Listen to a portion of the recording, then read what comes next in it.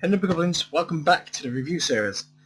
This last review went really well, to be honest. A lot of people gave me some criticism and a lot of advice, which is pretty cool. But yeah, today we're not going to talk about the criticism.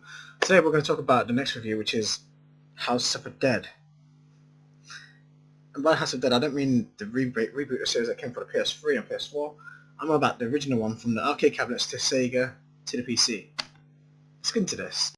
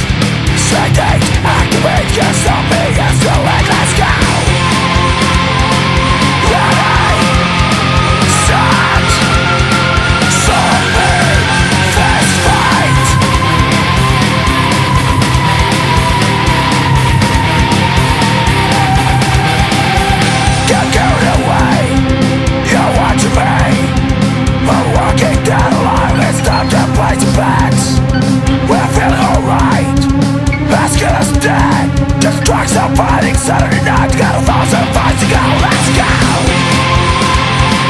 Ready, set, someday, this fight!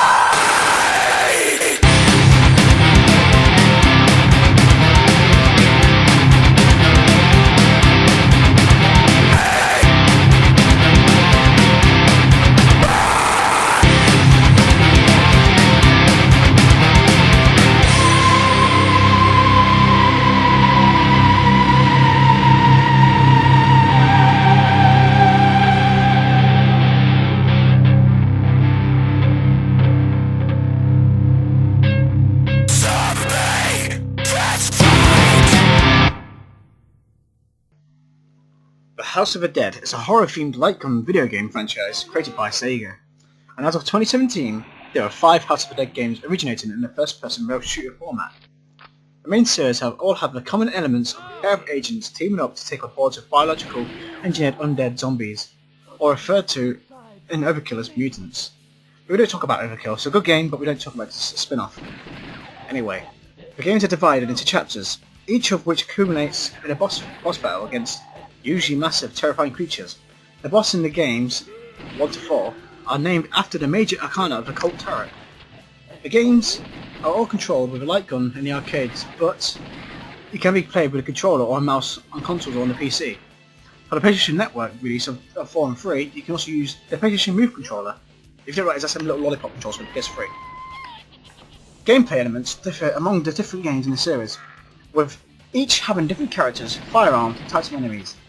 In many of the games, there are branching paths determined by one's actions and unlockable bonuses, along with a different ending based on one's performance.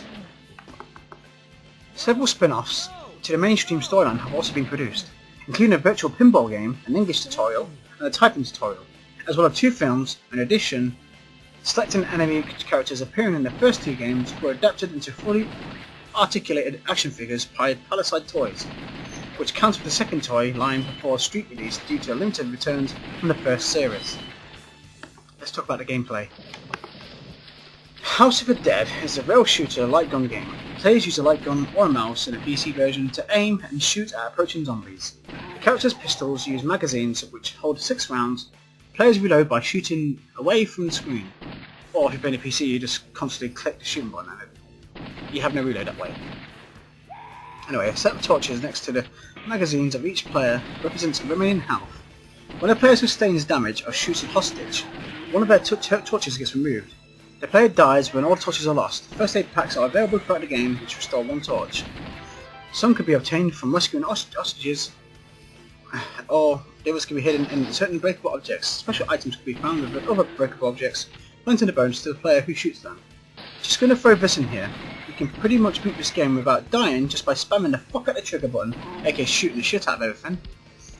These games are very easy, especially if you play as Rogan B or Rogan 2 on the PC mode. It's pretty much, you can get 12 rounds and you can literally constantly spam, no reload pretty much. Because any reload is still classed as a shoot. That's a PC anyway. Throughout the course of the game, players are faced with numerous situations in which their actions will have effect on the direction of gameplay. This is exemplified in the opening stage of the game when a hostage is about to be thrown from the bridge to his death. If the player saves the hostage, they will enter the house directly through the front door. However, if the player fails to rescue the hostage, the character is redirected to an underground route through the sewers. If the game player rescues all the hostages, a secret room full of lives and bonuses is revealed towards the end of the game. Now let's talk about the plot. The renowned biochemist and geneticist Roy Corian becomes obsessed with discovering the nature of life and death. While supported by the DBR Corporation and his own team of scientists, Corian relentlessly pursuits of his own goals slowly driven him insane. His behaviour became more erratic and his experiments took a gruesome turn. The Corian mansion in Europe, which served as his home and laboratory, experiences in a breakout. They break out of zombies and all these weird fucking magnificent creepy creatures. Later in 1998, AMS agent Thomas Rogan receives a distress call from his fiancée Sophie Richards from the Corian mansion. Rogan and his partner G fly to Europe and arrive at the estate. Finding it overrun with undead creatures, which Corian unleashed. A mortally wounded man gives him a journal containing information about Corian's creations and their weaknesses. Rogan and G reach Sophie, only to witness her being carried away by a gargoyle-like creature called the Hanged Man. They later find Sophie being attacked by the Chariot, a heavy armoured mutant armed with a bardish... I can't say that word. I read it down, but I know what the word is, but I can't pronounce it. Sorry guys. Anyway, after defeating the Chariot, the two attend to Sophie, who soon succumbs to her injuries. The furious Rogan goes after the Hangman. Their pursuit leads Rogan and G to the rooftops surrounding the courtyard. After a lengthy battle, they manage to shoot it down. And to be honest, the boss battle was pretty fucking easy. All you have to do is spam the fuck out the fire button and aim for his chest. It's simple as that. Just constantly keep shooting him. Right in the chest or in the face. The two fight their way to find Dr. Corian. The Doctor releases the Hermit, a giant spider crab monster, and flees. They manage to kill it and continue the chase, fighting the Chariot and the Hangman once more. Upon being confronted a second time, Corian unleashes his masterpiece, a magician, a humanoid creature with pyrokinetic abilities. However, immediately after being released, the magician reveals himself to be self-aware, refusing to serve any master and kills his creator. Rogan and G confront the magician in one final battle before dying. The magician gives a chilling warning and explodes. After they give their last remarks, they walk back to the entire trail. Upon leaving the mansion, they took a final look at it, wherein the view zooms to the entrance doors, which opens to reveal Sophie, who survived her injuries. The three then leave the mansion. You might think this is a lot of gameplay, but to be honest, it's really not. If you like fast-paced shooting, then yeah, this is for you. The gameplay lasts between 30 to 40 minutes, so if you're looking for a long zombie shooting playstyle game, then I'd recommend Resident Evil 2 or Resident Evil 1. But if you're looking for a kill shit, fast, fuck up everything style shot gameplay, killing zombies and shooting things in the fucking head, this is the game for you. Although, there is actually an alternative ending. In one alternative ending, Sophie is reanimated and becomes the undead. In another alternative ending, a far view of the mansion is shown and Sophie is absent, even unknown if she survived or not. This game got a lot of reviews, good ones in my opinion, and reviews that follow are... Let's get the review. Right. House of the Dead. House of the Dead garnered generally positive reviews. The Arcade version being held in the highest regards, with all game rewarding at 4.5 out of 5 stars. However, the Saturn and the PC versions gained slightly less praise due to their lack of polish, getting mixed up average reviews. According to the review aggregation website Game Rankings, review ratings on the magazines are All Game given 4 out of 5, CBG given 5 out of 10, Edge given a 7 out of 10, Game Informer got an 8 out of 10, and then Game Evolution gave him a 7 out of 10, GameSpot gave him a 7.3 out of 10, and PC Gamer give it an 88% rating of a good game. PC Zone gets 76, and aggregated game scores or game ranking gets 63%, and aggregate score given 71%. Not too bad in my opinion still. But yeah, this game also had a ban in a certain country. Let's talk about that. When Indianapolis attempted to ban violent games, they argued that the House of the Dead was obscene and was so unprotected by the First Amendment. This required US Appeals Court Judge Richard Posner to review the game at length, ultimately finding Indianapolis ban was unconstitutional.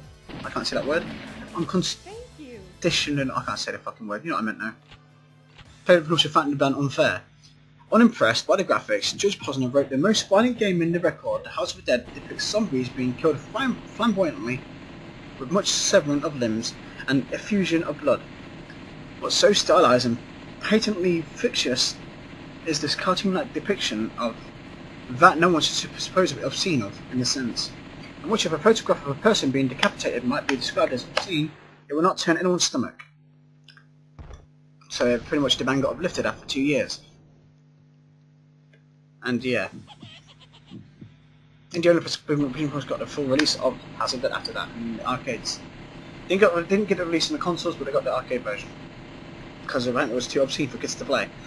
Anyway, let's talk about the ports from the arcade. The game was officially ported in 1998 to Sega Saturn by Tantalus and to Windows PC CD by Sega. The conversion suffered from somewhat rushed development. Official Sega Saturn magazines criticised the graphics and frame rate of the game, which ran at 20 frames per second. However, extra game modes were added to the port, which include a home-specific mode that allows the player to select a character, and also a boss battle mode, which pits the player against the game buttons back-to-back. There isn't an arcade-perfect port of the game itself today. In my opinion, the PC one's the best you can get for the port. The arcade version is emulated on the Model 2 emulator. The Sega Saturn version had a slightly remixed soundtrack. Compared to the arcade version of the game on Stage 2, there is a reference to the Space Shuttle Challenger disaster, as the words Challenger go at throttle up. Spoken by Richard O. Covey from the mission control room only seconds before the explosion, can be heard 3 times before the music loops. While these words do not appear in the arcade version, a snipping laugh can be heard instead. That's the fucking little weird but yeah, that's the weird little fucking giggle. That makes sense. But yeah, that's all I can say about this gory, sexy, bloody bad game that's been designed really badly from the 90s. This game is still one of the greatest arcade games of all time, and it's a game I still play from time to time on the PC. So I'm going to give this game 10 out of 10 because the shooting feels great, and the decapitation of the enemies when you shoot their bloody parts, they actually correlate perfectly when shooting that limb, so yeah, I give it 10 out of 10. It's not quite Resi levels, I agree, but it's definitely out there, and it's still a classic. I'd highly recommend this game if you want a rail shooter that's tons of fun and it's a good time alone or with friends. So yeah, that's my view on the game. Let me know what you thought of this game and the other games down below. I'd love to see your thoughts. Anyway, I hope you guys enjoyed this review. If you're new around here and want to see more, then fucking punch that subscribe button and bitch slap that like button to let me know if you want more. Anyway, that's it for me. I'll see you next time. Goodbye newcomers and goodbye nipple goblins. Have a great day. Take care.